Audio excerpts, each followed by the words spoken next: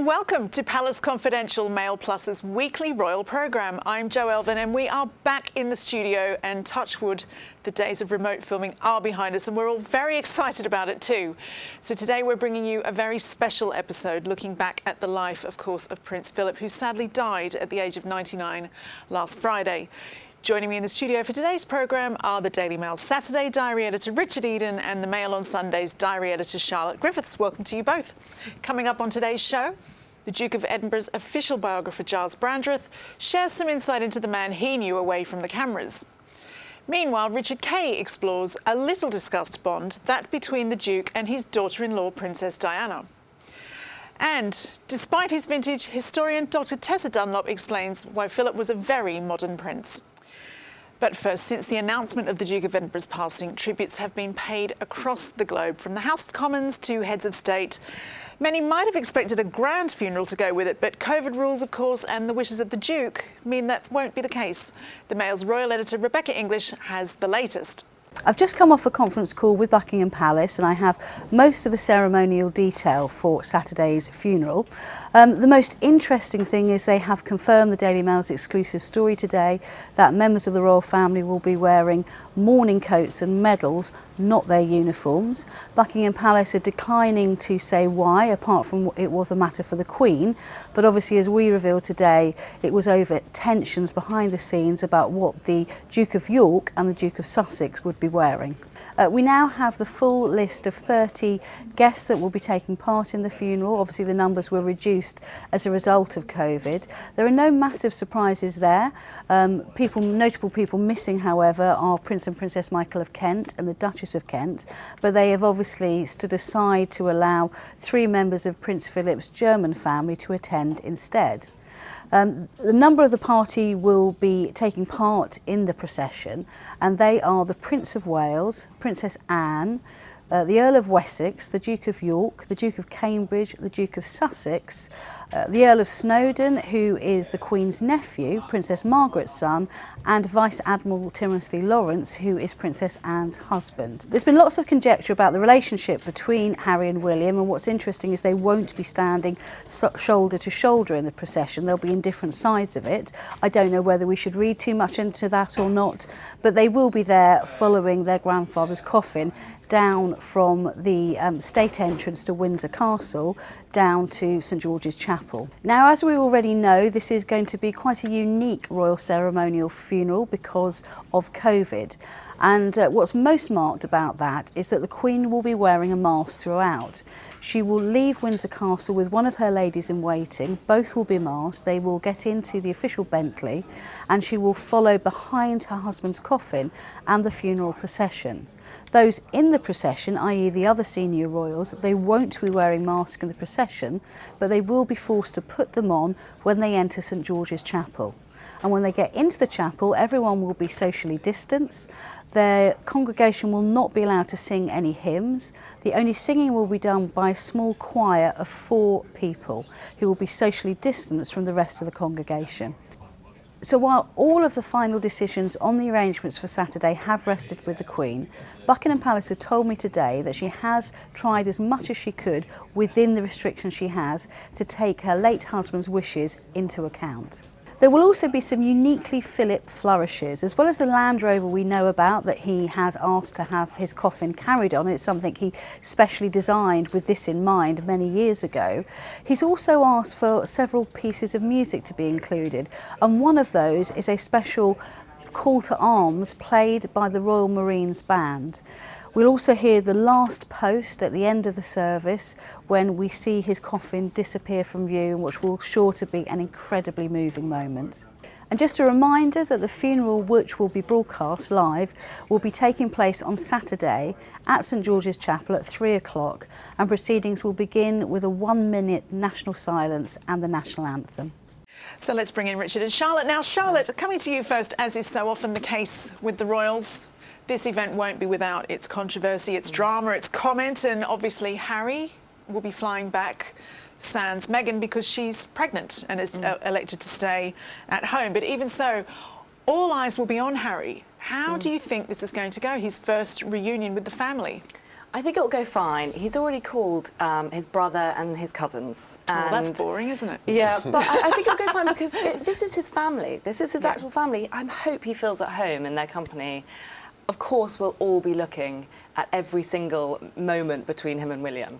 So actually, maybe there will be a few moments of awkwardness, but I think it will go better, to be honest, than if Meghan had come over. I think if Meghan had come over, there would be too much attention on her, and she'd overshadow the whole thing. So I think it will go fine. I'm going to back the brothers on this one to not cause a scene. They must have had some discussions about how to manage their body language, you know, because they will be aware that everybody's sort of like scrutinising every tick, every movement. Do you think that in a way they're so lucky to have the face masks this time, because you know the lip readers will be out of work, the body language specialists. I mean, it's going to be lots of people with the face masks on, and it will be very hard to. We'll just be staring into their eyes to see their reactions. Such a good point. I hadn't thought about the face mask. That'll definitely be a get out of jail free card, especially because on Harry's last royal appearance with Meghan, he was trying very hard then to have good body language, and they did actually fail. Do you it's remember like trying to how bad pass a lie detector test, isn't it? It's like it just makes you more tense. Yeah, it was devil's stares, left, right and centre. So, yeah, you're right, they may well be saved by those masks. And people who are interested in these things, Richard, will be keeping an eye on whether or not Harry is referred to in any part of the service as HRH. Yeah, I mean, this is a very interesting point because, of course, when he and Meghan were stripped of their royal titles, they were also told by the Queen that they shouldn't use their Royal Highness titles as well. And they've kept to that. They haven't used them during their work in America. But how will they be styled on the order of service? You would think that they won't have the HRH for Harry, but as we've seen with the uniforms, the Queen does seem very keen to maybe appease Harry or keep him on side. So maybe it will be used. So it will be interesting to watch. So explain what you mean by the appeasement with the uniforms, because apparently now nobody will be wearing them. Is that right? Yeah, I mean, this really is a big deal because, you know, Prince Philip was a war hero.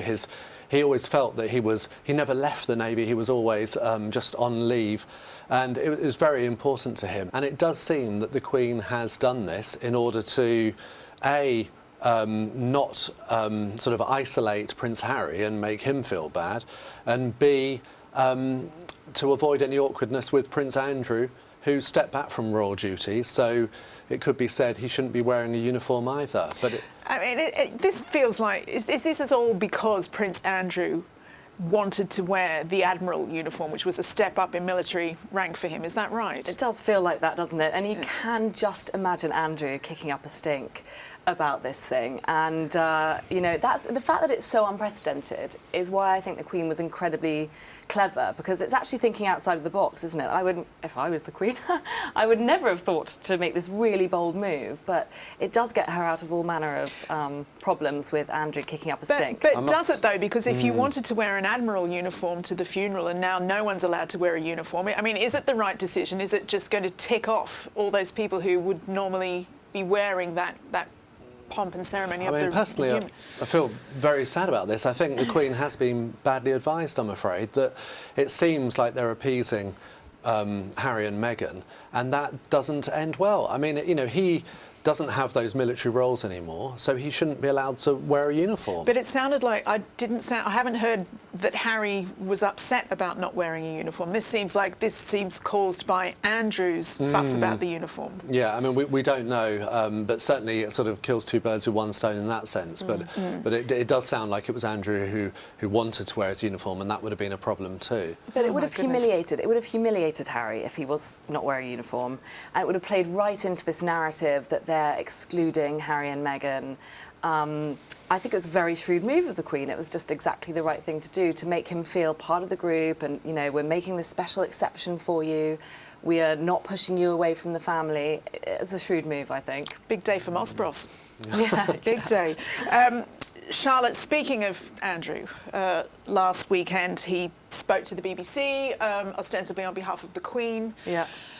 A lot of people not particularly happy about this. What's your thoughts and what can you tell us? Call me a cynic, but even as he walked up to the microphone, my skin just started crawling, and I just thought, this is going to be so cringe. And sure enough, on and on he went for several minutes. I think it was 8 minutes altogether. And of course, he has every right to mourn for his father. But I just couldn't help thinking, are you spending a little bit too long in this spotlight here? Have you seized on this as your one opportunity to speak to the cameras for the first time in, you know, really long time now? And one very cynical person suggested that he'd sort of slipped through the net because the Queen was mourning, this terrible thing had happened to her husband, he'd passed away, and she just maybe wasn't on the ball and had somehow allowed this to happen, and he took advantage of that. Perhaps that's a bit too cynical, but he did seem to be enjoying it. Yeah, I think that is harsh on Andrew, though. I mean, from what I've heard, he had the Queen's permission to talk. They invited the cameras to church at Windsor, and Prince Edward was there as well.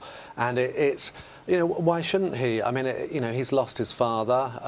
His mother was obviously not wanting to face the cameras, and Prince Charles was in Gloucestershire, so it made sense for her second son to have a word, and the words he did say were very effective. He talked about Philip being the grandfather of the nation, and that made the front pages the next day. So yeah, well, I'm sure he came up with that on the spur of the moment, Richard.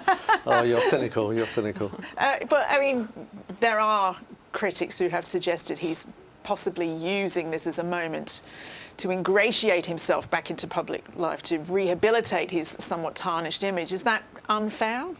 I'm in that camp. I'm sorry. I hate to speak ill of somebody who's grieving for their father, but it just really felt that way. And that was certainly the reaction from a lot of people, as far as I could tell, on Twitter and social media. I know you think differently, don't you?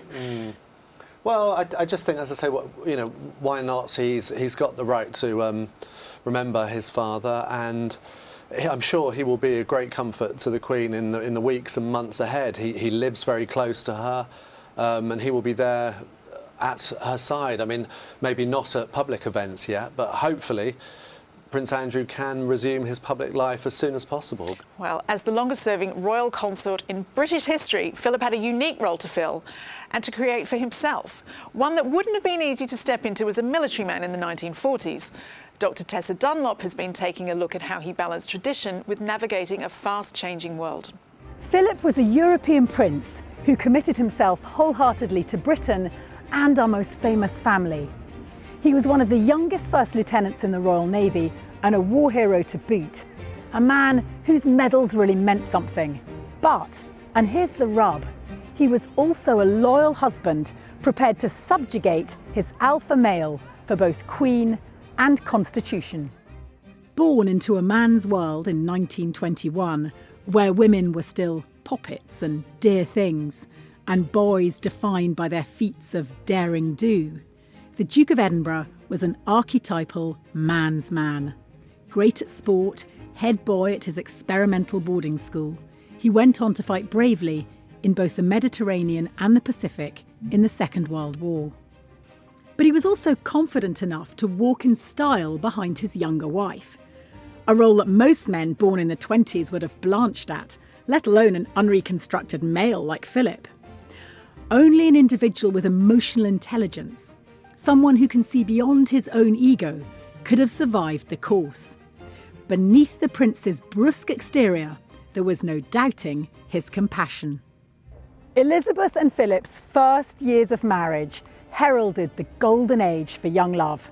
1947 saw more weddings than ever before, and most famous among them was this royal couple on the cusp of greatness. Now, no marriage is perfect, but the waters that our Queen and her liege man of life and limb have had to charter are, quite frankly, extraordinary. Commitment to Elizabeth meant the premature end of Philip's naval career and the sacrifice of his own personal freedom. He knew what he was going into and clearly had made peace with it. The greater goal was to support his wife and Queen. Every good monarch requires an able consort. Just ask Victoria, Elizabeth's great-great-grandmother. But unlike meddlesome Prince Albert, Philip didn't try to take over. He supported change from the sidelines. It's worth looking across at the American presidency, which in some respects is an elective kingship, modelling much of its pomp and dynastic preference on our own constitutional monarchy. But America's yet to have a first man. And when they do, Philip will be a tough act to follow. It can't have been easy for Philip, especially in the early years. He was a progressive with ideas of his own. But across 73 years of service, no matter what, he always allowed his wife, our Queen, to take centre stage and expected no less from anybody else. Richard, he had an extraordinarily pampered, comfortable, privileged life, Prince Philip, and so describing his job as difficult might be a bit of a stretch, but it was a complex role to live through, wasn't it? I think it really was, and the coverage since Philip's death has been so interesting because it's revealed how he carved out a role for himself, because he really didn't have a designated role. And we've seen the difficulties of that with, with Prince Harry and with sort of second sons, that in royal life you have the monarch, and then for everyone else, apart from the heir to the throne, they don't have defined roles. And Philip did so well with his different interests to carve out a role. I don't know if you've been seeing, but the Daily Mail's been running these historic supplements this week, and they've been so interesting with, Prince Philip flying Concorde, or taking an interest in sort of warning about agricultural policy in Europe before we joined the EU and things like this. And he really found a role for himself and made it his own. And I think that was incredibly difficult. And I think he endured quite a bit of criticism along the way. Do you think he felt emasculated by his role, particularly, in the 1940s and 50s, when men were men and women were women and everything was much more traditional? Yeah, I mean, there's the famous quote to his mentor, Lord Mountbatten, about, feeling like an amoeba because his children weren't allowed to take his surname, that sort of thing. And that's been quite well dramatised in The Crown as well. I think definitely that was a challenge for him, but he has managed to sort of overcome that in a way that other royals have struggled with, and the fact that he's done so much and achieved so much in that role as consort is, it's a real lesson for others, and it's such a shame that others like Prince Harry have not managed to achieve that, I think. Charlotte, this week the coverage has been very interesting. The communication, the photos released from the royal family, like this one on the front page of the Mail today, with all the grandchildren, they're really reflecting on his life as a grandfather, as a family man. And I know personally I've always had this image of him being a rather gruff character. Do you think that that's true, and in hindsight we're sort of like repackaging him, or is this the man? No, I gather that as a grandfather, he was really hands-on and incredibly attentive to his grandchildren. As a great-grandfather, by all accounts, he was a little bit like, there's a nice baby, tap her on the head. I've done that. I haven't got that much time. But I have to say, this picture is really striking, and what really upset me was it was taken before Archie was born, of course, but it's just a shame he never really got to know Archie in the same way as he got to know his other great-grandchildren. But by all accounts, he didn't take that much interest in his great-grandchildren. That's quite interesting. As much as he loved them, I'm sure. So, obviously, the backdrop to all this is we're living through a pandemic, and more people than ever, sadly, have been attending funerals, and very different, low-key, distanced funerals. Do you think it's actually a good thing, or how do we balance something that would normally have a lot of ceremony and grand ceremony with the tone of the nation? Yeah, I mean, on the one hand, it's very sad for Prince Philip that it will be such a small ceremony. I mean, I think he always wanted a no great fuss, but in royal terms, that means St George's Chapel with probably 800 guests in all their finery. So in reality, when you've just got 30 people there, it will be very scaled down. But it really does show the royal family in tune with the rest of the country. A beloved aunt of mine died during the crisis, and I wasn't even able to attend her funeral. And that's been the case across the country, that people have missed out on funerals of loved ones and other occasions. So that does show them in touch, and it would be quite odd, jarring really, to have some huge event perhaps when everyone else has had to scale things back in that way. So I'm sure they'll put on a good show, there'll be the military there, and they will do the best for him. And I know that all the courtiers are determined to give Philip as good a send-off as is humanly possible, but it will be very different to other royal occasions. With his war record and no-nonsense persona, the Duke projected a certain image towards the public and press, but as always, things are never that straightforward. Here, the Mail's editor-at-large, Richard Kay, explores his role as peacekeeper during the marriage difficulties between Prince Charles and his daughter-in-law Diana, the man she called Pa.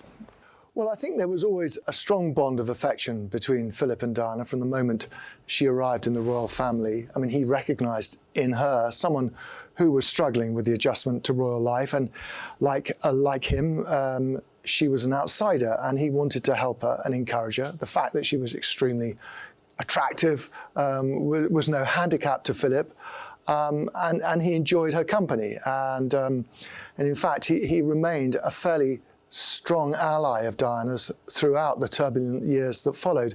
I think what surprises people about it is that Philip had this reputation for being very crusty, very demanding with his own children, but with spouses he was much more gentlemanly, kind, and with Diana in particular he formed a really quite an interesting relationship. I think a relationship that historians will want to look more at in the future. The marriage of the heir to the throne was crucial, at least how the royal family saw it, and indeed the country saw it in the early 1990s. Divorce, that very word, was anathema to the royal family. It had echoes of what happened to King Edward VIII and the abdication crisis of 1936.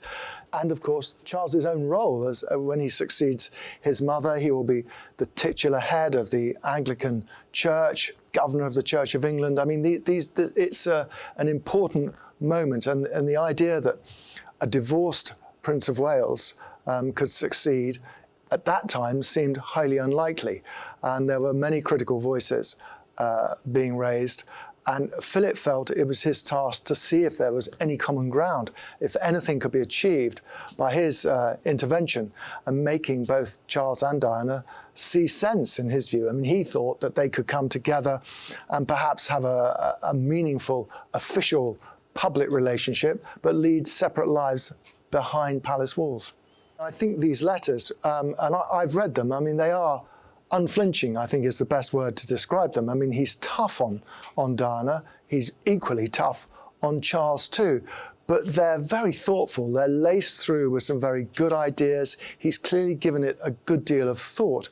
I mean, in one of the letters, for example, he talks about how he had made himself read the Andrew Morton book, about which we all know a lot, but which led really to the split between Charles and Diana.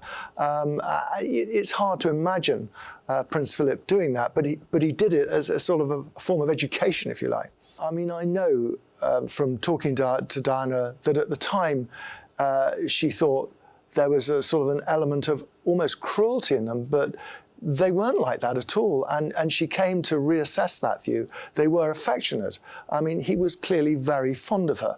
I mean, I think the most telling line in all the letters was the one where he says that he and Ma, the Queen, were astonished by the idea that Prince Charles would have basically abandoned Diana for Camilla. I mean, that seemed something that to them could never possibly happen.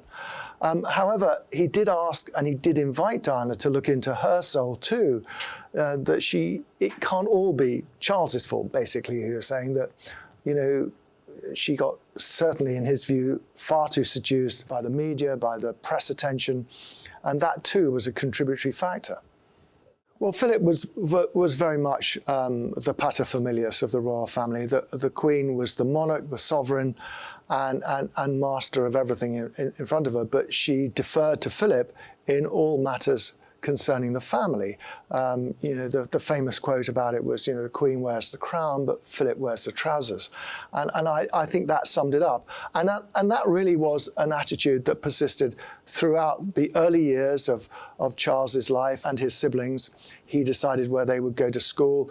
He was the one who was so intimately involved in all their marriage difficulties.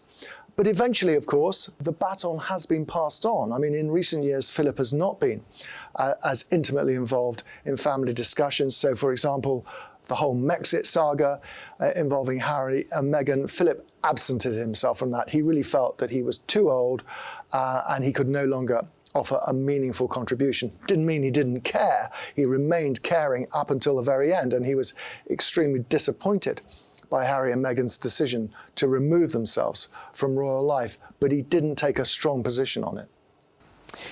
So, Richard, we all know the phrase, the Queen wears the crown, Philip wears the trousers. It's a cute, funny one, but do you think it does sum up what went on behind those palace doors?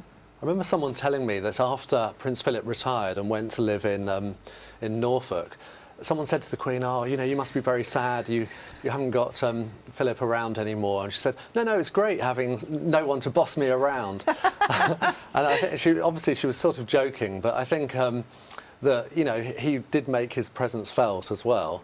And I think, you know, generally that was a very good thing. But I imagine when everybody is obsequious and, you know, sort of like bowing to you, it must be actually quite nice to have someone who tells you how it is. Yeah, totally. Yeah. And wasn't she wise to let him have the family life to be in charge of? Because otherwise he would have just been driven mad by always being 2 feet behind her. So I think she probably took a very wise decision early on. I thought it was interesting, Charlotte, that discussion about Philip taking the conscious decision to step away from those infamous Brexit discussions. Yeah. In hindsight, do you think that was the right decision? I think it was the right decision. What a mess it all was. He was at the end of his life. You know, he actually has been unwell for a while, and, you know, it was about time he just could sit this one out, I'd say. It's probably very wise to let him do that, I think. Yeah, in the too hard basket, I think, that one. Yeah, too hard. And as I was saying earlier, he has this bluff image, this, you know, really sort of like sturdy military persona. But the more we hear coming out, the more suggests he was actually much more complex emotionally. Do you think that's true? he does seem to be a really complex, fascinating character, doesn't he, Prince Philip? When you read, yes, on the one hand, the militaristic side, and very much in favour of sending the boys to Gordonston and having a sort of military-style education, that type of thing. But then on the other, he was a keen artist. He wrote poetry, I think, as well. He had very different sides to his character, and I'm sure that's what appealed to the Queen as well. Well, yeah, I mean, isn't it the longest successful marriage in royal history? I'm sure. Yeah, it's Pretty quite amazing. extraordinary, isn't it? Anyway, let's move on now. Well, most of us watch the royals from afar, getting glimpses mainly at state occasions. Gyles Brandreth had a personal relationship with Philip that dated back 40 years. And as his official biographer, Brandreth saw a side to the Duke that others rarely got to see. In his words, they were not friends, but definitely friendly. He gave us some fascinating insight into the man he knew. It began, oh goodness, more than, well, no, about 20 years ago, because I got to know the Duke of Edinburgh through the first national charity that he took on back in the 1940s, the National Playing Fields Association. He became its president. And in the late 1960s, early 1970s, I got involved in the charity and was amazed to find when I turned up at the offices that he was there. He was running it hands-on. And I got to know him, to like him, and to admire him, and to find he wasn't quite the caricature that sometimes was presented of him. Anyway, he showed me many kindnesses over the years. When he discovered I wanted to be an MP, I don't think he thought much of that as an idea. But anyway, he said, "Have you been to the state opening of Parliament?" I said, "No, I've never been." He said, you don't know what's going on, do you? I said, well, no. So he sent me an invitation to go as his guest to the state opening of Parliament. And then a few years later, when I lost my seat, I think he wasn't surprised, he kindly called up and said, "Anything I can do to help?" And I said, well, I'm going to go back into journalism. And I said I could do with a sort of A1, A-list celebrity to interview. He said, well, I'm not a celebrity. I said, no, but you are A-list. Could I interview you? And he sighed and sort of, well, he agreed. And he gave me what really was, I suppose, the only personal interview I think he ever gave to anyone. It appeared in the papers, and people said to him, it's quite good. This fellow seems to have, got it about right. So when his 80th birthday was approaching, there was a big event being held, I think it was the Royal Albert Hall, and he needed a short biography written about him. It was for the Outward Bound Trust, the event. So he said, will you do it? So I did it. And it's from that beginning that this final portrait has emerged. It's been growing over the years. And it was quite an exacting experience writing it, it was fascinating because, because I had his blessing with the first version, I was able to meet people. I was able to walk with him, talk with him as he went about his official duties. He introduced me to the Queen, and I met various members of his family, his generation, people like Countess Mountbatten, who was still alive. So it was completely gripping. But I then had to take the proofs to Buckingham Palace for him to see. And I can vividly remember scrunching across the gravel to the Privy Purse entrance of Buckingham Palace, feeling so apprehensive as I took in my proofs for the great man to see.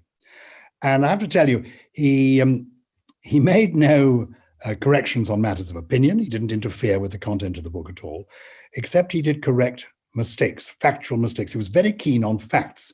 He was an avid correspondent, and he typed his own letters, and then later, word process came along. He was a pioneer of that, and then he would actually, do his own emails.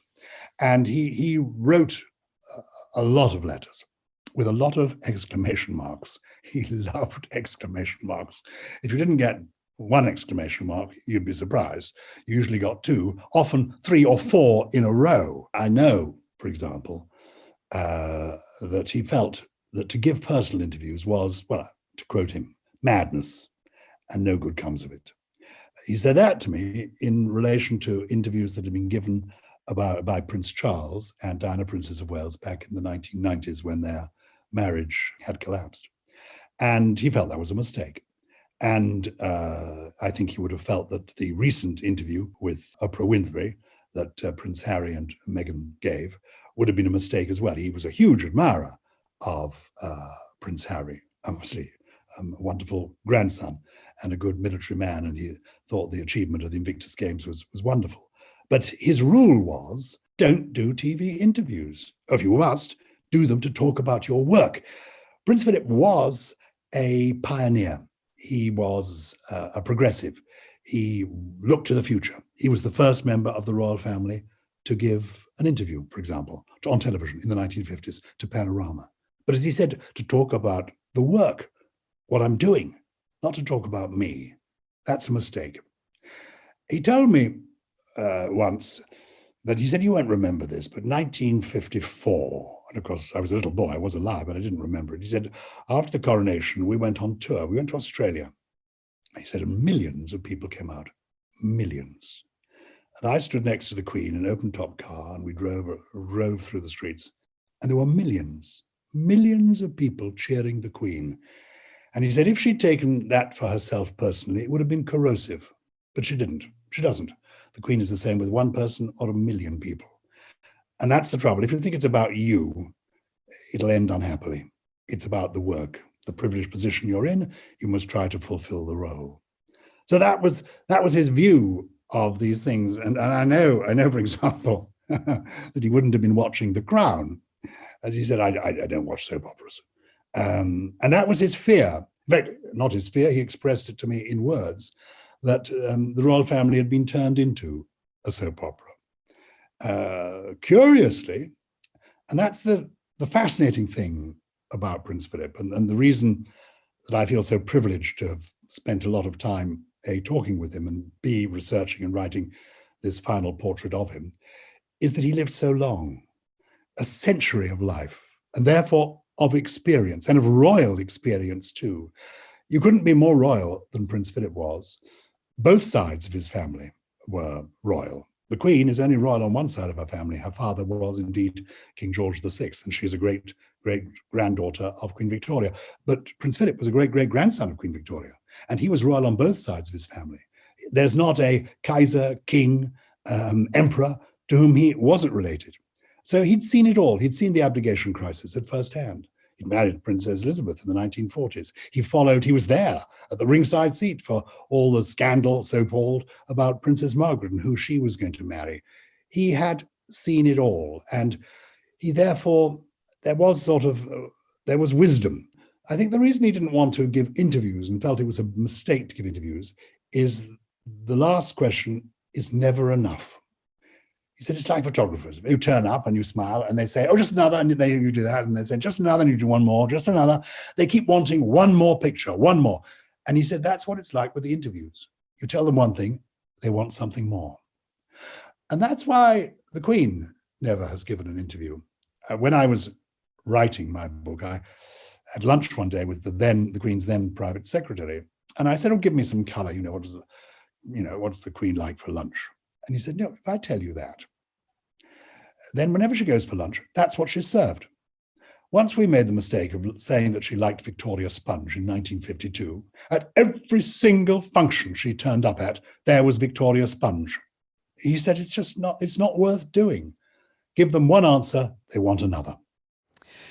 Gyles' book, Philip, The Final Portrait, will be published 27th of April. And now, Richard, you're not quite at book length yet, but I hear you have a royal writing project of your own on the go. What can you tell us? This is very exciting. From next week, we will have a Palace Confidential newsletter, which I think I'll be writing, and it will be sent out to everyone who signs up with all the royal news, all the gossip, and links to what we're talking about here on the programme. So, yeah, please, all sign up. I will do that immediately. Well, and if you'd like to sign up for Richard's weekly email on all the latest news and gossip only on Mail Plus, go to www.mailplus.co.uk/newsletters. And that's all from us today. Thank you so much to my guests for joining me: Rebecca English, Richard Eden, Charlotte Griffiths, Dr Tessa Dunlop, Richard Kay and Gyles Brandreth. Phew. Stick here on Mail Plus this weekend for full coverage of the funeral of the Duke of Edinburgh. Don't forget to sign up to Richard's newsletter and join us next week, of course, for another episode of Palace Confidential. Bye-bye.